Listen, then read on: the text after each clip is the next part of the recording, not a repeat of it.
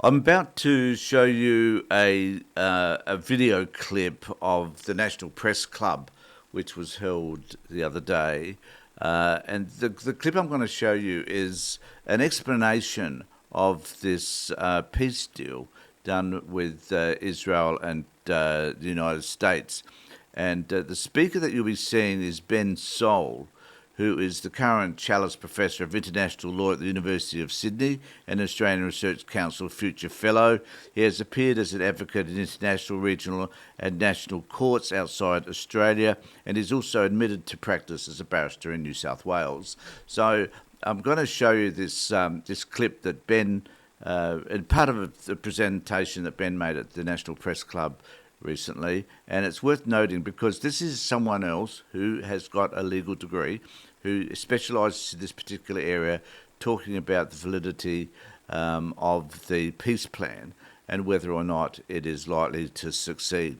So this is just to give you some clarity for those of you that have been asking me about whether or not this is going to work. I don't believe it is, but here's someone giving their opinion about just that. Here's where the rewrite of my speech comes in, has been cautiously endorsed by not only Israel, but many Arab and Western states, including Australia. The plan's proposals are welcome for a ceasefire, release of hostages and prisoners, humanitarian aid under UN supervision, no forced displacement from Gaza, withdrawal of Israeli forces, and non-annexation of Palestinian land. Despite its political palatability in a world exhausted by the violence, key elements nonetheless raise red flags under international law. History suggests we should be sceptical of peace without justice, peace at any price, and plans imposed by outsiders without Palestinian consent. In particular, the transitional government proposed is not representative, excludes the Palestinian Authority, does not respect self-determination, and lacks legitimacy. There are no concrete benchmarks or timeframes for achieving representative governance. Self-determination and statehood under the plan are subject to vague and indeterminate conditions concerning Gaza's redevelopment, Palestinian Authority reform, and some dialogue between Israel and Palestine, thus essentially preserving Israel's preferred status quo of failed negotiations and indefinite deferral of statehood. Tellingly, although Israel apparently has accepted the plan, Netanyahu said soon after that statehood, quote, is not written in the agreement, and I saw overnight he said we will forcibly resist statehood. That's not a plan for peace. Oversight by a Trump-chaired Board of Peace is not authorised by the United Nations or under transparent multilateral control, and the US is a deeply partisan supporter of Israel and not an honest broker. Tony Blair, who might sit on this board, has little international legitimacy after illegally invading Iraq.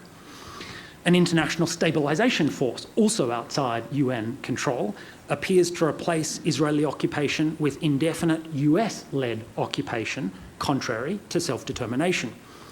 Partial Israeli occupation will continue, potentially indefinitely, through a, quote, security perimeter around all of Gaza's borders, and the demilitarisation of Gaza, if permanent, could leave it vulnerable to Israeli aggression. An economic development plan could result in foreign exploitation of resources without Palestinian consent. You've only got to look at Trump's talk about real estate deals and the neoliberal agenda that was imposed on Iraq after 2003 to imagine where this might lead. Amnesties for Hamas seem unconditional, even if they committed international crimes on October 7 or before or after, denying justice for its Israeli and other victims. The plan doesn't address accountability at all for Israeli international crimes and human rights violations in Palestine.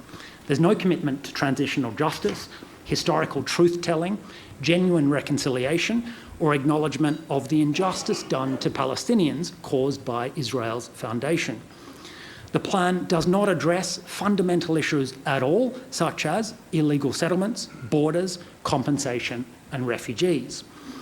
In contrast to Trump's plan, the New York Declaration, endorsed just a few weeks ago in New York at the General Assembly, provides an alternative pathway to peace that does broadly respect international law, including self-determination, unification of Palestinian territories, representative governments, a UN stabilisation mission, and statehood.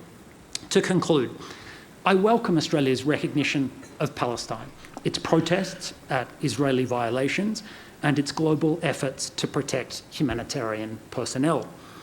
But Australia should take more concrete action and play a stronger leadership role on human rights in Palestine, as Chris will explain. International law does not enforce itself. Selectivity, double standards are contributing to the breakdown of international law and its delegitimation.